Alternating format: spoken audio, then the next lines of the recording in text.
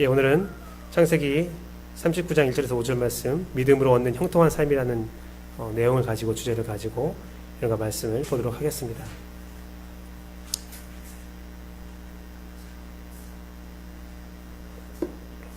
최근에 기독교에 되게 좀 중점되는, 좀 유행하는 주제가 무엇이냐면 삶에 대한 이야기에 관심을 많이 끌고 있죠. 삶에 대한 이야기요. 말씀 혹은 종교 활동이, 신앙 활동이 내 삶에 어떤 영향을 미치고 있는가, 내 삶을 어떻게 변화시키고 있는가라는 그 질문을 하면서 예배와 종교 활동을 통해 삶에서 구체적인 방법들을 제안받기를 원하고 변화하는 삶을 살고 싶어하는 긍정적인 반응들이 있다는 것입니다. 옛날에는 그냥 단순히 예배를 드리는 걸로 끝났는데 지금은 삶의 어떠한 변화, 구체적인 변화들을 간구한다는 거죠. 이 변화된 삶의 상태를 한 단어로 규정하자면, 한 문장으로 규정하자면 하나님과 동행하는 삶이라 말할 수 있고, 한 단어로 말하면 형통한 삶이라고 말할 수 있겠죠. 형통. 그래서 오늘은 믿음으로 없는 형통한 삶이라는 주제를 가지고 말씀을 전하고자 합니다.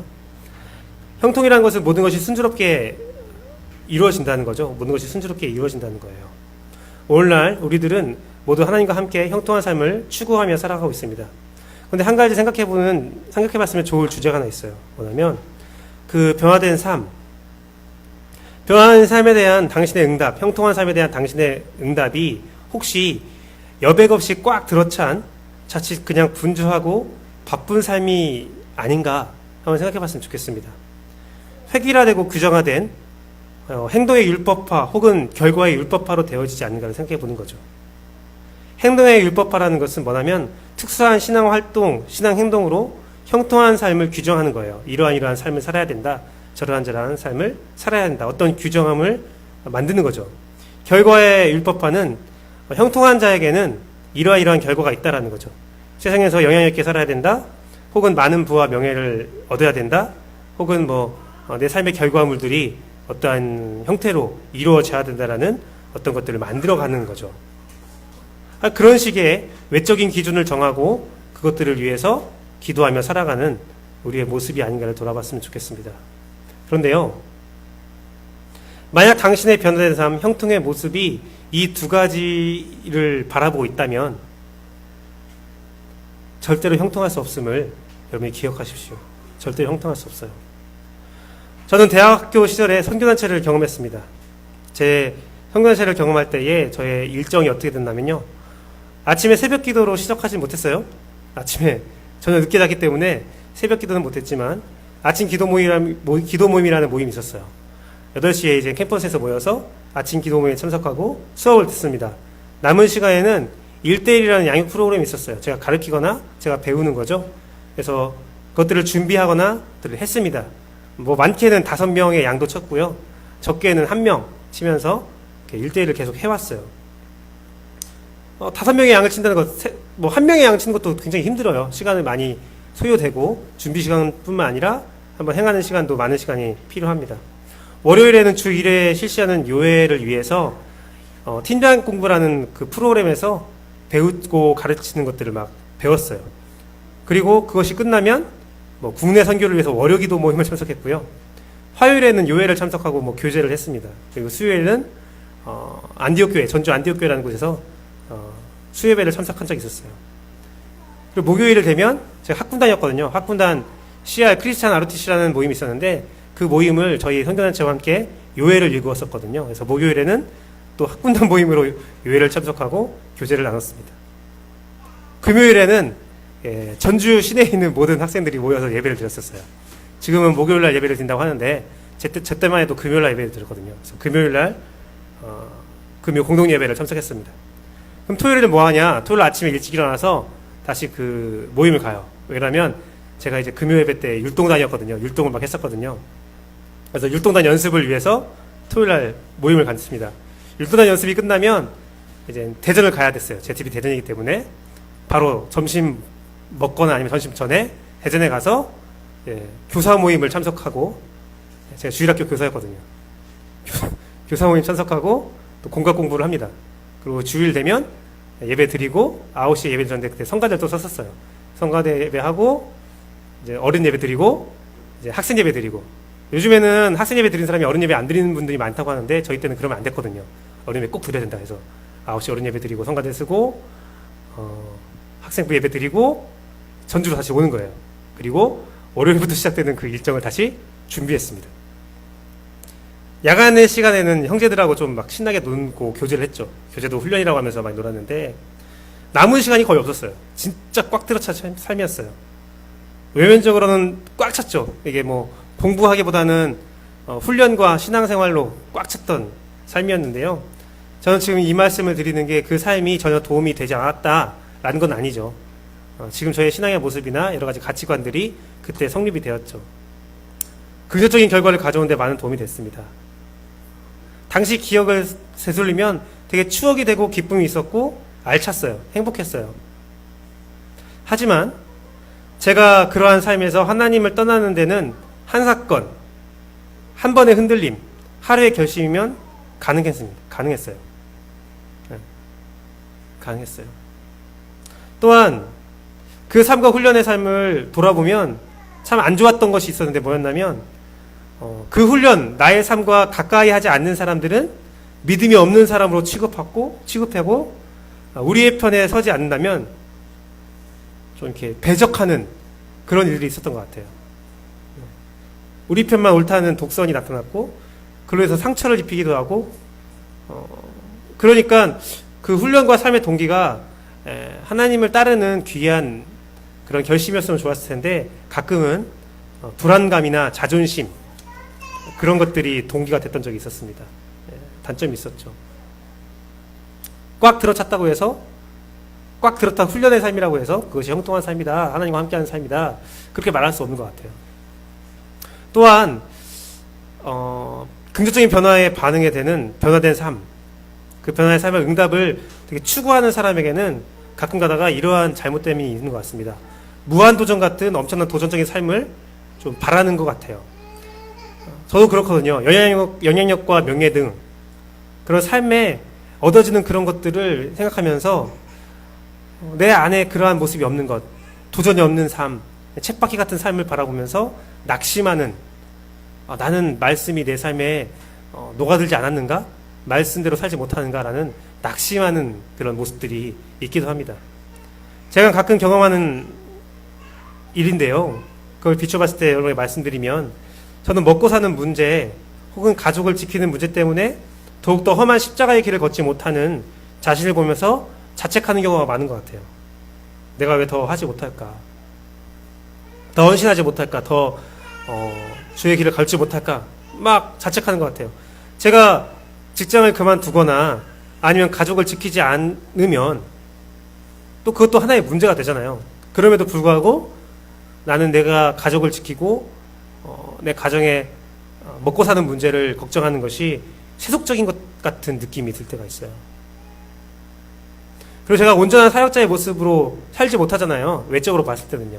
물론 뭐 내면이나 가치관이나 그런 것들을 떠나서 그냥 일주일의 삶을 돌아봤을 때 직장 생활하면서 목회를 같이 한다는 걸 봤을 때에 어떤 분들은 되게 믿음이 없는 사람으로 저를 추구하고 온전하지 못한 사역자의 모습으로 추구할 때에 그래 나는 왜 이렇게 특수한 상황 가운데서 살고 있지? 내가 정말 특수한 사역을 하거나 아니면 교회를 온전히 지키거나 하면 더 좋을 텐데 그러지 못한다는 모습을 보면서 낙심할 때가 있어요. 한 번은 꿈을 꿨는데요. 꿈을 꿨는데 그냥 평신도로 사는 꿈을 꾼 거예요. 제가. 그럼 얼마나 좋겠다. 좋을까 막 생각했던 적도 있었고요. 또 하나 다른 꿈은 온전한 사역자로 또 사는 꿈도 꿨어요. 그래서 내 삶이 무엇인가 낙심할 때가 있습니다. 그런데 저는 오늘 본문 요셉의 모습을 보면서 참 많은 생각을 가지게 되었어요. 요셉은 노예의 삶을 살고 있었거든요. 요셉은 이제 노예의 삶을 살고 있었어요. 당시 노예에는 두 가지 종류가 있었습니다. 스스로 노예의 삶을 선택한 사람이 있었어요. 하나의 직업적인 직장처럼 노예의 삶을 사는 사람이 있었어요. 또 한 사람은 전쟁을 통해서 또한 죄를 통해서 포로가 된 노예가 있었는데 그 둘의 차이는 굉장히 컸어요. 자기의 삶을 선택한 사람은 자유노예는 하나의 직장처럼 여겨지고 사유재산도 가지고 있었고 자기 집도 가지고 있었어요. 주인과의 연봉협상도 합니다. 주인과 연봉협상도 했었어요. 근데 전쟁을 통해서 아니면 죄를 통해서 포로가 된 노예 상태는 모든 자유를 빼앗기고 험한 일을 하면서 모든 사유의 재산이 없었어요. 그런 걸로 봤을 때 요셉, 상인에 의해 팔렸다는 요셉은 아마 전쟁을 통한 포로 상태, 죄를 향한 포로 상태가 된 자유가 없는 노예 상태였을 거예요. 험한 일을 하는 사람이었죠. 험하고 가진 것도 아무것도 없고 모든 자유가 끊겨버린 노예 상태였죠. 그런데 오늘 본문에서 요셉을 꾸미는 말은 노예만이 아니었습니다. 노예 말고 하나 더 있었죠. 뭐하면 하나님과 함께하는 사람이다. 형통했다라는 고백이 있습니다. 본문은 하나님께서 요셉과 함께하여 모든 것을 형통하게 하고 있다라고 기록되어 있습니다. 계속 반복되고 있죠. 그의 형통은 어디까지라면 끝내 그의 주인 보디발이 요셉에게 모든 개인적인 것과 재산을 관리하게 하고 그로 인해 이집트의 주인까지 보디발까지 복을 얻게 되었다라는 기록까지 이어져 있습니다. 6절의 말씀에서는 보디발이 이렇게 써있죠. 주인이 그의 소유를 다 요셉의 손에 위탁하고 자기가 먹는 음식 외에는 간섭하지 아니하였다. 유진 피터스는 이것을 이렇게 해석했습니다. 보디발은 하루 세 끼 밥 먹는 일에만 신경 쓰면 되었다라고 해석했어요. 그래서 재밌는 일이 일어난 거죠. 노예인 요셉도 형통했고 노예 요셉을 통해서 그 주변 사람들이 다 형통하고 그 주인은 어디까지 이뤘어요? 밥 먹는 걱정하면 돼요. 다른 것 걱정 하나도 없었다는 거죠. 순전히 밥만 먹는 것만 신경 쓰면 됐다는 거죠. 메뉴만 정하면 되는 거예요. 내가 오늘 뭐 먹을까? 메뉴만 정하면 그의 모든 일들이 순적하고 복이 있었다라는 거예요. 형통은 그렇죠. 형통은 그렇죠. 형통은 주변 사람들이 인정하고 같이 축복받는 일이 있어요. 분명 그러한 일이 있습니다. 그런데요, 중요한 것은 요셉의 상태를 우리가 돌아보길 원하는 거죠. 요셉. 그래요. 모든 사람들은 요셉에게 형통하다고 했고 요셉 때문에 축복을 받았어요. 그럼 요셉은 무엇입니까? 전자 요셉이 누리는 형통과 축복은 무엇입니까?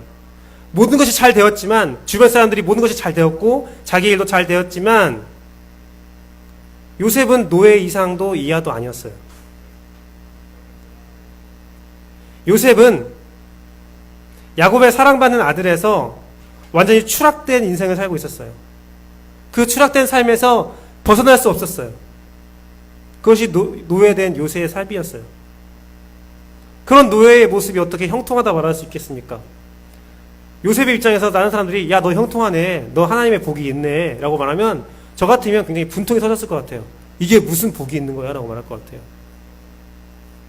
그런데 어찌 보면요, 우리 모두는 요셉과 같은 노예의 삶을 살고 있다는 것을 기억하시길 소망합니다. 요셉의 실체는 야곱의 사랑받는 자녀이죠. 예수 그리스도의 보혈의 피값으로 새 생명을 얻은 우리도 우리의 실체, 우리의 모습은 하나님의 사랑받는 자녀입니다. 하지만 우리의 삶은 사랑받는 자녀의 삶이 아니라 세상에서 노예로 살고 있죠.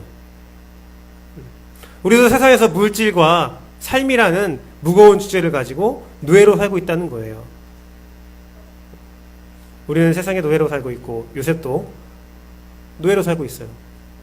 그런데 요셉은 좀 다른 점이 있었어요. 뭐냐면 하나님 안에서 많은 꿈과 믿음을 간직했다라는 거예요.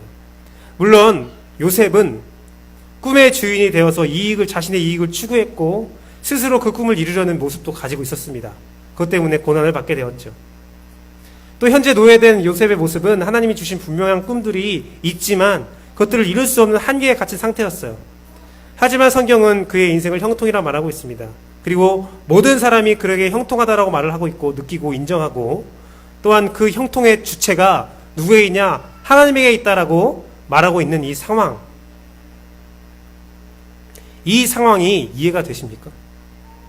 이 상황이 이해가 되신다면, 그리고 이 상황이 믿어진다면 하나님이 주신 많은 꿈들이 있지만 그 꿈들이 현실에서 이루지 못할 여러 가지 이유에 갇혀 있지만 그럼에도 이 말씀이 믿어진다면 우리 또한 요셉과 같은 형통에 이룰 수 있다는 사실을 여러분이 기억하십시오. 오늘 본문을 통해서 첫 번째로 제가 말씀드리고 싶은 것은 형통을 방해하는 것은 그의 상태가 아니었다는 거예요. 형통을 방해하는 진짜 이유는 다른 곳에 있었다는 거예요. 오늘 이 형통을 여러분이 반드시 소유하고 돌아가는 여러분들에게 소망합니다. 먼저 많은 사람들이 좋아하는 시편 23편을 한번 읽어드릴게요. 시편 23편입니다. 여호와는 나의 목자시니 내게 부족함이 없으리로다.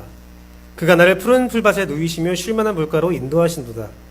내 영혼을 소생시키시고 자기 이름을 위하여 의의 길로 인도하시도다.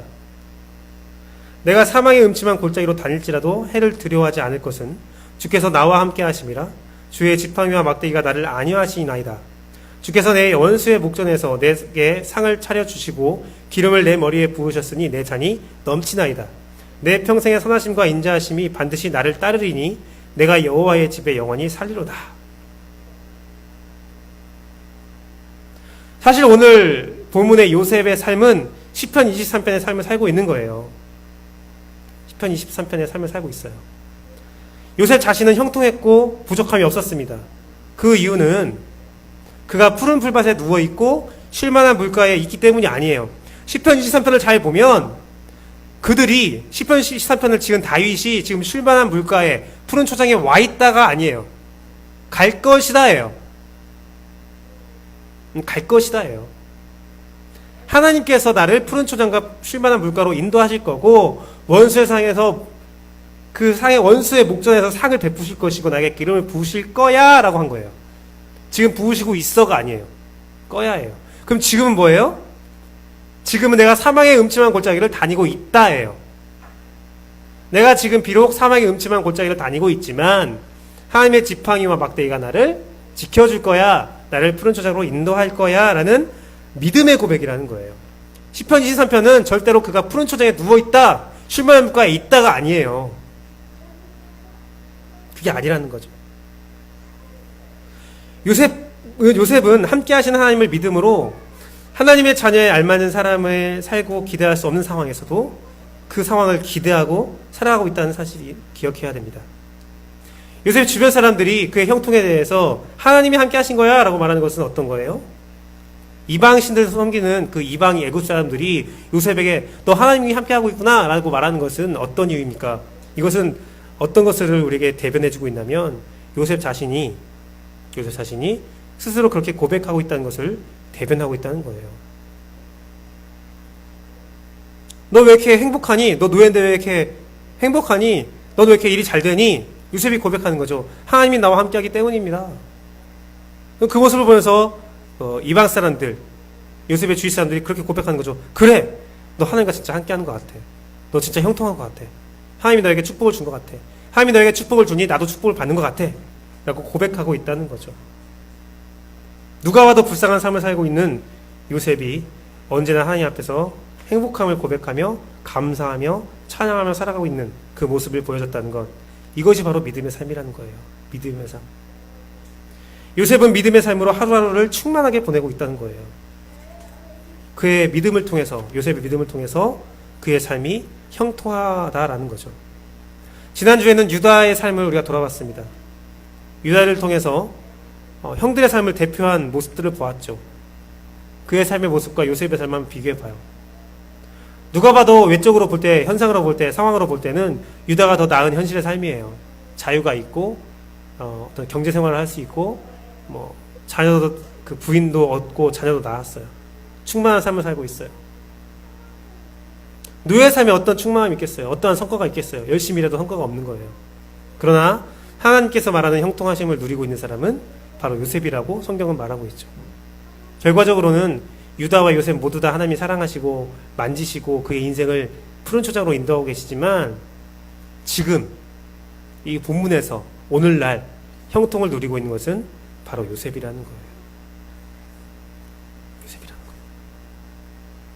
그러면 성경적인 형통, 성경이 말하는 형통이란 무엇인가? 먼저는 말씀으로 변화된 삶, 말씀이 삶으로 실천되는 역사, 그 형통의 삶은 단순히 내 삶이 꽉 차는 것을 말하는 것이 아니라, 물론 내 삶이 충만한 꽉 찬 상태가 되어야 되는데 그 안에 무엇이 채워지느냐가 더 중요하다는 거죠. 단순히 그냥 분주하다, 단순히 내가 바쁘다, 단순히 내가 교회에 많이 다닌다, 그게 아닌 거예요. 그 자리에 분주함이나 빈틈이 있는 것이 아니라, 일의 연속성이 있는 것이 아니라 성령님의 충만함이 있어야 된다는 거죠.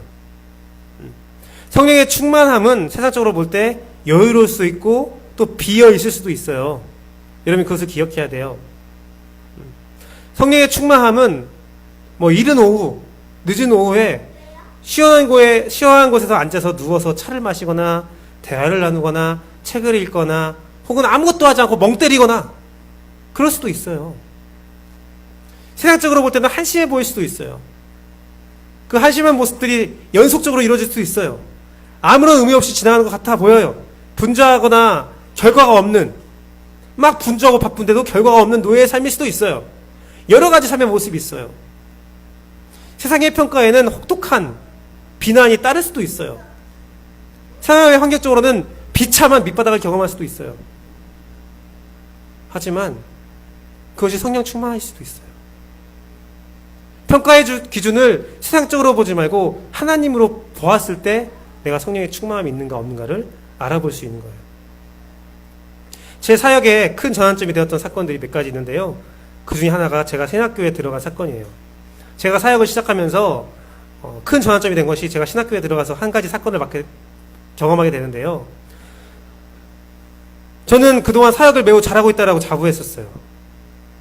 그런데 그 사건으로 인해서 제 사역 기간을 전면적으로 부정하게 된 사건들을 경험하게 되었습니다.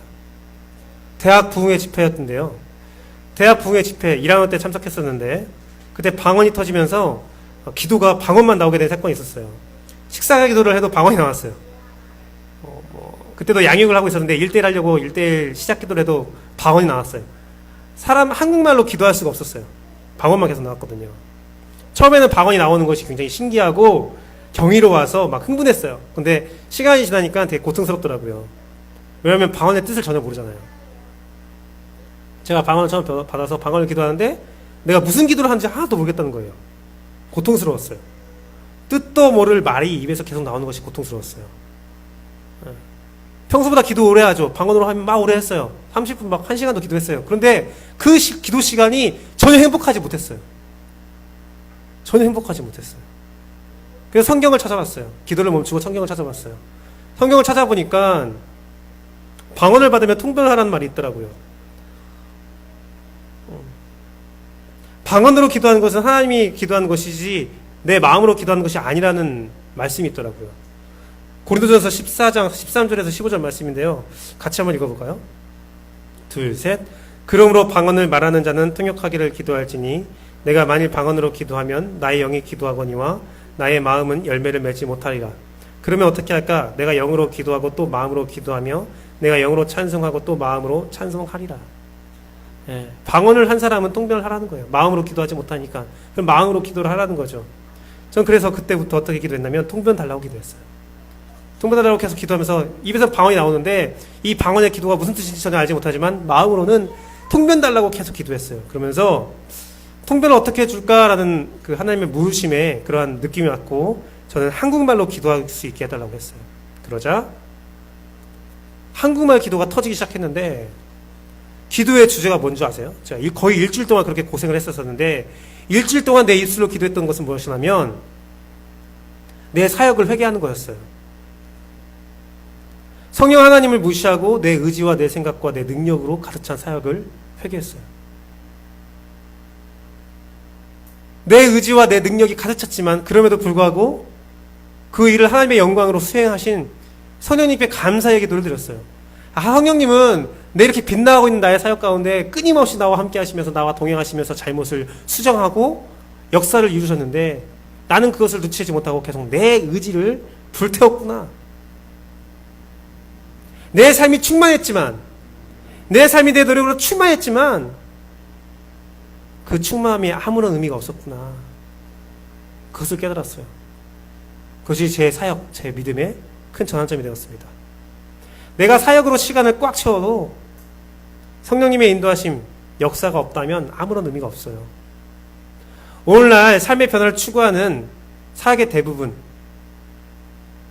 그 사역의 대부분들은 사람들을 교회 공동체에 더 많은 시간을 가지도록 하는 것이 대부분이에요. 저도 그런 고민을 많이 했거든요. 사역자들이 그런 고민을 많이 해요. 이 사람들을 어떻게 성격적으로 살게 할까? 어떻게 하나님 안에서 잘 살게 할까? 고민하면 끝내 하는 것이 이 사람을 얼마나 그 시간들 가진 여유의 시간들을 빼어서 교회에서 훈련시킬까? 교회에 있게 할까? 어떻게 많은 이벤트를 만들까? 어떤 교육을 만들까? 교회에 머물게 하고 그들의 많은 스케줄들을 더 많은 부분들을 교회에 할애하게 하는 것들이 그게 그의 삶을 변화시키는 거다라고 생각하고 사역할 때가 많이 있는 것 같아요. 하지만 그 안에 성령님의 인도하심이 없다면 그 모든 시도가 무의미하다는 사실을 기억하세요. 꽉 차 있다고 해서 그것이 올바른 삶이다, 형통한 삶이다? 아니라는 거죠. 그 내면에 성령님의 충만하심이 있어야 된다는 거죠. 또 한 가지 전환점이 뭐였냐면 그 대학 부흥의 시간이 지나고 한 1년쯤 되었을 때였어요. 어머니식 교수님이라는 사람을 만나서 그분의 수업을 들으면서 그분의 가르침이 굉장히 관심이 가더라고요.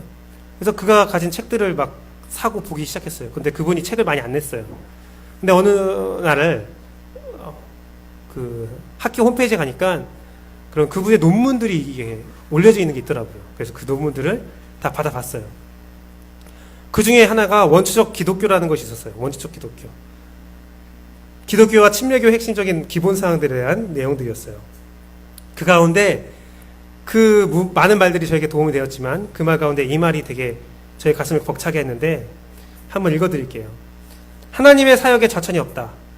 도시 지역에 큰 교회를 하면 하나님께 큰 영광 돌리는 것이고 시골 지역에 작은 교회를 하고 있으면 하나님께 버림받은 삶인가? 그 기준이 성경에 쓰여 있는가? 당신은 하나님께 사역의 평가를 받는가? 아니면 사람에게 평가를 받고 있는가? 그거였어요. 여러분, 성령의 인도함, 하나님과 함께함, 형통한 삶, 그것은 다양한 삶의 방법과 다양한 상황과 다양한 현상들이 있는 거예요. 형통은 사람에게 드러나서 인정받게 돼요. 제가 아까 말했듯이 형통은 사람에게 드러나게 되고 많은 사람에게 축복을 전해준다고 말씀드렸어요. 물론 그럴 수 있어요. 하지만 형통하다라는 평가는 사람에게 통해서 받는 것이 아니라 오직 하나님께 평가받는 거예요. 그 사람이 내가 얼마나 하나님 안에서 성령 충만한가? 내 현상, 내 모습, 내 집의 상황이 아니라 내 심령의 깊은 곳에서 하나님이 평가받게 되어 있다는 거예요. 또 한 가지 예화를 좀 말씀드리고 싶은데요. 설교를 준비하면서 톨스토이의 단편집을 봤어요. 기독교로 회심한 이후에 행복과 기쁨과 삶에 대한 그런 고백이 담긴 소설이었는데요. 이런 구절이 있었어요. 빛이 있는 동안 빛 가운데 걸어라. 그런데 인생이 어둠 속에 걸어간다 해도 하나님이 함께 계시지 않는 것이 아니다. 이것이 무슨 말이겠습니까? 하나님의 빛이 있는 동안 하나님과 함께 동행해라라는 말인데 하나님의 빛은 언제나 함께하고 있다는 거예요. 내 인생에 어둠이 있다. 내 인생에 정말 밑바닥을 경험하고 있다. 내 상황은 정말 하나님이 함께하지 않는 것 같아. 라고 말할 수 있는 상황에도 하나님이 함께하지 않은 삶은 없다라는 거예요. 그러니 늘 너희 마음속 가운데 하나님과 동행함을 간직하고 살라는 거죠. 또한 단편소설에 이런 내용도 있었습니다. 한 가난한 청년이 있었어요. 한 가난한 청년이 있었는데 그 청년이 정말 열심히 일을 해서 그 지역의 최고의 부자가 되었어요. 최고의 부자가 되었어요. 그냥 부자도 아닌 베푸는 부자가 되었어요. 많은 것들을 베풀었어요. 많은 사람들에게 베풀고 대접했어요. 그런데 그가 노년의 때가 되어감에 따라서 그에게 불행한 일이 생겼습니다. 그에게 불행한 일이 생겼어요. 자녀들이 점점 말을 듣지 않으면서 그의 재산을 탕진했어요. 끝내는 장남이 사고로 죽었어요. 그리고 딸들도 죽었어요. 남은 아들은 어떤 여자를 만나서 외국으로 재산을 가지고 나갔어요. 그러는 과정에 그 사람은 노인 되어서 완전히 망해서 모든 재산을 잃어버리게 되었습니다. 하루 먹고 사는 문제도 어려워졌어요. 그 모습을 불쌍히 여긴 이웃 사람이 그의 먹고 사는 문제를 해결해 줄 테니까 그 부인과 함께 우리 집에서 살아라 라는 제안을 했고 그 노인은 그렇게 하겠노라 라고 말하고 그 사람의 종살이를 하게 되었습니다. 몇 년이 지났어요. 그 이웃 사람이 사람들을 초청해서 만찬을 하게 되었어요. 잔치를 하게 되었죠. 만찬을 하고 있는데 그 함께 왔던 손님 중에 한 사람이 그 서빙을 보고 있는, 대접을 하고 있는 그 노인을 알아봤어요. 저 사람 우리 지역에서 가장 큰 부자였던 사람 아닙니까? 그래서 공식적인 대화를 요청했어요. 그 사람이 마음이 나쁘지만 않다면, 마음 상하지만 않으면 우리와 함께 대화를 나누고 싶습니다. 대화를 나누게 되었는데 그 대화를 요청한 손님이 이런 질문을 했어요. 지금 당신의 삶이 어떠합니까? 행복합니까? 라는 질문이었어요. 그 부자에서 완전히 쫄딱 망해서 남의 집에서 종살이를 하고 있는데 당신의 심정은 어떻습니까? 그러자 노인이 이렇게 말합니다. 저는 말할 수 없고 감정 그대로 말할 수 있는 여자에게 물어봤으면 좋겠습니다 하면서 자기 아내를 불렀어요. 아내 보고 말하라고 했어요. 그러자 아내가 이렇게 대답했어요. 저는 인생 중에서 지금처럼 행복한 적이 없었습니다. 그래서 사람들이 말했어요. 야, 말도 안 된다. 너 망하지 않았냐. 그 큰 부자에서 쫓다 망해서 노예가 됐는데 뭐가 행복하냐. 여자가 말을 이어놨어요. 저가 부자일 때는 재산을 유지하기 위해서, 또한 재산을 더 불리기 위해서, 혹은 손님을 접대하느라, 또 이웃을 돕는 일을 하느라 정작 내가 무슨 일을 하는지 알지 못했다. 너무 분주했다. 매일 아침에 일찍 일어나서 늦게 잤고 그 중에 남편 얼굴을 제대로 쳐다본 적도 없었다. 항상 피곤에 쩔어서 잠을 청했고, 잠을 잘 때도 누군가 내 재산을 훔쳐갈까, 내 양들이 죽을까, 야밤의 짐승으로 인해서 내 재산들이 탕진당할까 늘 불안했다. 일을 하고 접대하는 가운데서도 일은 조금 하고 더 많은 것을 얻어가려는 일꾼 때문에 화가 났고, 자신의 말을 듣지 않는 자녀들로 인해서 고통스러운 시간을 보냈다. 많은 고민이 있었다. 근데 지금은 내가 맡은 일을 열심히 하면서 주인에게 피해야만 주지 않으면 된다는 명확한 목적 한 가지가 있고, 아침에 일어나면 남편의 얼굴을 보면서 대화할 수 있고 웃으며 얘기할 수 있고, 밤이 되면 함께 산책하면서 자연을 보고 함께 기도할 수 있는 시간, 그 기도를 남편과 나눌 수 있는 시간이 있어서 너무나 행복하다라는 말을 했어요. 그 말을 해도 손님들이 동의를 하지 않을 때 한 랍비가 일어나서 이렇게 말했답니다. 저분들이 한 말은 다 성경에 나와 있는 진실입니다. 그리고 소설이 끝을 맺습니다. 이 이야기가 주는 교훈은 두 가지죠. 첫 번째는 제가 지금까지 처음 말씀 시작하면서 지금까지 쭉 했던 얘기 또 하는 거예요. 첫 번째는 행복이라는 것은, 그 형통이라는 것은 마음에 따라 주어진다는 거예요. 상황으로 주어지는 게 아니라는 거죠. 둘째는 행복의 기준은 사람들이 의해서 규정되는 것이 아니라는 거예요. 오늘날 사람들은 행복의 조건을 만들어 놓습니다. 형통의 조건을 만들어 놔요. 그 조건에 맞으면 너는 형통하고, 그 조건에 꽉 찬 분주하고 유복한 삶을 살면 형통할 거야 라고 해요. 좀 영향력 있어야 되고, 돈도 좀 있어야 되고, 하나님 안에 형통하다면 내 삶에 고민이 없어야 돼. 자녀의 축복이 있어야 돼. 뭐가 있어야 돼. 막 여러 가지 기준을 만들었어요. 그게 아니라는 거예요. 그게 아니라는 거예요. 여러분 삶에 하나님의 형통하심, 인도하심을 가득 채우고 싶어요? 그렇다면 여러분 마음과 생각을 지배하고 있는 인간의 기준을 먼저 지워야 돼요. 사람들이 말하는 형통이 무엇인가를 지우시고, 또 하나, 여러분 삶을 보면서 사람들이 뭐라고 하는지 그 말들 다 듣지 마세요. 그냥 듣지 마세요. 야, 넌 이렇게 사니까 참 불행하겠다. 듣지 마세요. 넌 이렇게 사니까 넌 행복하겠다. 그 말도 듣지 마세요. 다 듣지 말고 오직 성경으로 돌아가십시오. 성경으로 돌아가세요. 지금까지 나를 괴롭혔던, 여러분을 괴롭혔던 하나님은 나와 함께하고 있지 않는다. 하나님이 함께하다면 내 삶이 이러지 않을 거야. 그 생각도 다 버리세요. 다 버리세요. 그리고 오직 한 가지, 성경을 믿으세요. 믿음을 가지세요. 성령의 역사를 당신의 삶에 가득 채우세요. 사람마다 다른 모습이기에 구체적인 모습이 이러하다 저러하다 제가 말할 수 없어요. 율법화할 수 없어요.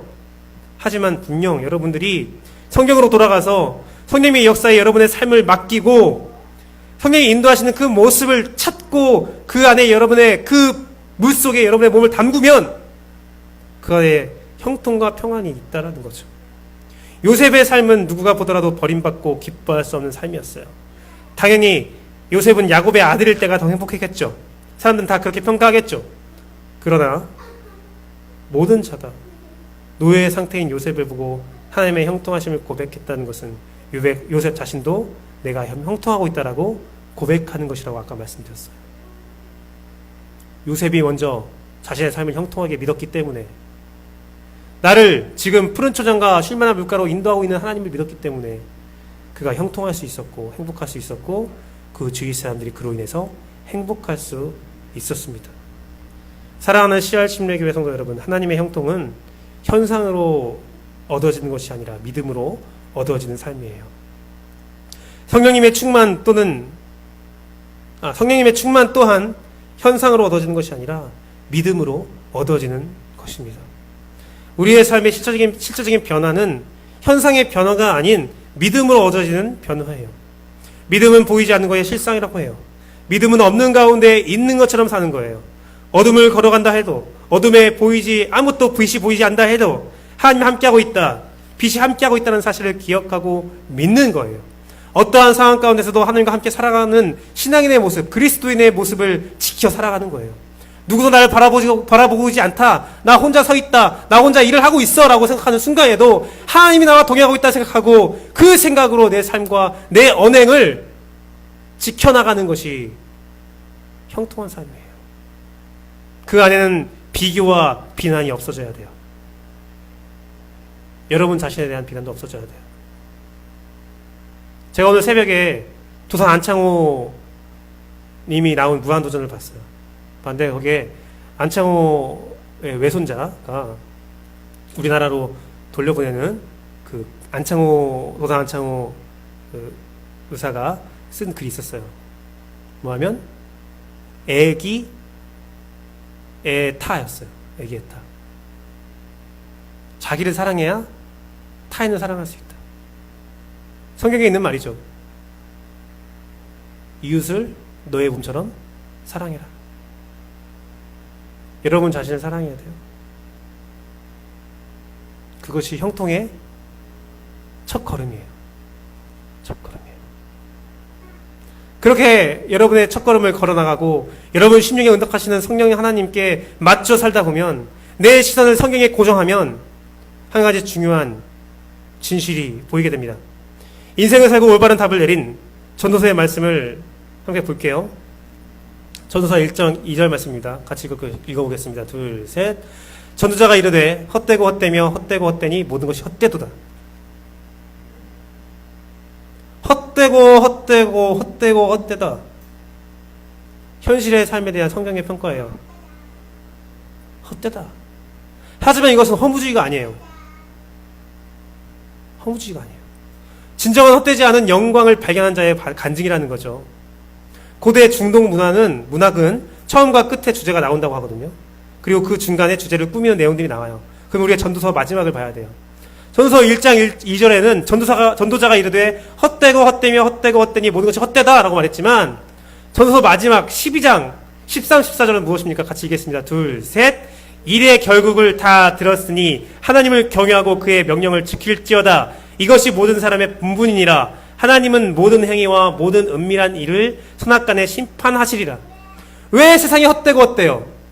하나님이 이루시고 하나님이 심판하시고 하나님이 행하시는 모든 것들이 하나님 안에서 이루어지기 때문에 세상의 어떤 것도 세상의 모든 것도 다 헛되다라는 거예요. 하나님의 영광이 유효하니 세상의 것이 헛되다라는 거죠. 가장 중요한 것은 인생의 가장 중요한 것은 다 헛되다는 거예요. 다 할 일 없다는 거예요. 다 의미가 없다는 거예요. 의미가 있는 유일한 한 가지는 무엇이냐? 하나님의 말씀이라는 거예요. 내가 살아가면서 경험하고 가지고 소유할 수 있는 모든 것들 중에서 다 헛된데 유일한 헛되지 않은 것은 무엇이에요? 하나님의 말씀이에요. 왜? 끝내는 우리의 인생이 길든 짧든 사람의 역사가 길든 짧든 하나님께서 모든 행위와 모든 은밀한 일을 심판하실 거니까. 그 안에 참된 영광이 있고 그 영광을 위해서 살아가라는 것이 전도서의 주제이고, 왜 이 허무한 글이 성경에 있는가? 그 이유예요. 세상을 보는 건 다 헛되지만 세상 판단, 세상의 기준, 세상에 우리가 알려주고 있는 것은 다 헛되지만 오직 헛되지 않은 것은 주의 말씀뿐이다라는 거죠. 그러니 전도서 12장 1절에서 2절 말씀처럼 너는 청년의 때에 너의 창조주를 기억하라. 곧 곤고한 날이 이르기 전에 나는 아무 낙이 없다고 할 해들이 가깝기 전에, 해와 빛과 달과 별들이 어둡기 전에, 비 뒤에 구름이 다시 일어나기 전에 그리하라. 창조주를 기억하라. 여러분 삶의 창조주를 충만히 채울 때 여러분 삶이 형통할 수 있다는 것입니다. 말씀을 맺습니다. 오늘 하나님은 당신을 푸른 초장으로 인도하고 계세요. 여러분은, 우리 모두는 시편 23편의 삶을 살고 있어요. 아직 쉴만한 물가가 아니고 푸른 초장이 아니라고 해서 여러분이 낙심할 필요가 없어요. 나는 형통하지 않는가? 라고 여길 필요가 없어요. 여러분 형통해요. 왜? 하나님이 여러분과 함께 손을 잡고 그 지옥 같은 삶을, 노예의 삶을 걸어가고 있습니까? 창조주 하나님을 기억하십시오. 하나님은 당신을 마지막 때의 심판에서 예수 그리스도와 함께 평안을 누리며 여러분의 모든 것을 변화시켜 하나님의 자녀의 영광을 입을 그 순간으로 인도하고 있어요. 푸른 초장과 쉴만한 물가로 인도하고 있다는 거예요. 그러니 여러분 삶은 형통한 거예요. 다만 그 여정에 수호를 지날 때도 있은 거예요. 여정일 뿐이에요. 여정으로 여러분 삶을 평가하지 마세요. 끝날 때까지 다 끝난 것이 아니라는 거죠. 그걸 믿으세요. 그 믿음이 여러분을 형통한 삶으로 인도하고 성령의 충만함 가운데로 인도하실 것입니다. 그러니 오늘 하루를 감사하며 소중히 여기세요. 오늘 함께한 가족과 친구들과 기쁨을 나누세요. 그리고 그 기쁨을 고백하세요. 하나님이 나와 함께하고 있다는 사실을, 형통함을 고백하세요. 찬양하세요. 감사하세요. 그걸로 고난을 이겨나가세요. 사람의 평가에서 자유하세요. 각종 사람이 세운 기준에서 자유하세요. 각 사람의 다양한 신앙의 여정과 간증을 보면서 함께 기뻐하고 격려하고 위로하세요. 감사하며 여러분 여정을 사랑하세요. 오늘을 살아가세요. 하나님 안에서 좌천이 없음을 기억하며, 하나님은 당신의 어둠 가운데서 함께하고 있음을 기억하며, 한 번도 내 삶에 하나님의 빛이 없었던 적이 없었다는 사실을 기억하며 그 빛 가운데 걸어가십시오. 여러분, 오늘 여러분 가족, 여러분 자녀, 여러분 배우자에게 그 눈을 보면서 대화하세요. 그와 함께 하나님의 형통하심을 누리세요. 그와 함께 산책하세요. 그를 사랑한다고 고백하세요. 그가 하나님의 귀한 선물임을 기억하세요. 오늘 여러분의 삶이 현상적으로 볼 때에 낙심되게 보이고 한 것이 없어 보이고 더 위대한 일들이 보이면서 그 위대한 일을 행하지 못한 나의 자신이 초라해 보일지라도 그렇게 하세요. 그렇게 하세요. 하나님 안에 좌천이 없음을 기억하세요. 어둠은 당신에게 빛이 없다고 당신을 속일 거예요. 현혹하고 낙심되게 할 거예요. 그리고 현혹되지 마시고 믿음으로 빛 가운데 걸어간 여러분들에게 소망합니다. 예수께서 이르시되 아직 잠시 동안 빛이 너희 중에 있으니 빛이 있을 동안에 다녀 어둠에 붙잡히지 않게 하라. 어둠에 다니는 자는 그 가는 곳을 알지 못하느니라. 예수님께서 십자가의 전에 제자들에게 하신 말씀이에요. 아주 잠시 동안 빛이 너희 중에 있으니, 이게 무엇입니까? 주님이 곧 오신다는 거예요. 주님이 곧 오시니 우리 빛이 있는 동안에 빛과 함께 걸어가는 여러분 되기를 진심으로 소망합니다. 이렇게 찬양하고 기도하도록 하겠습니다.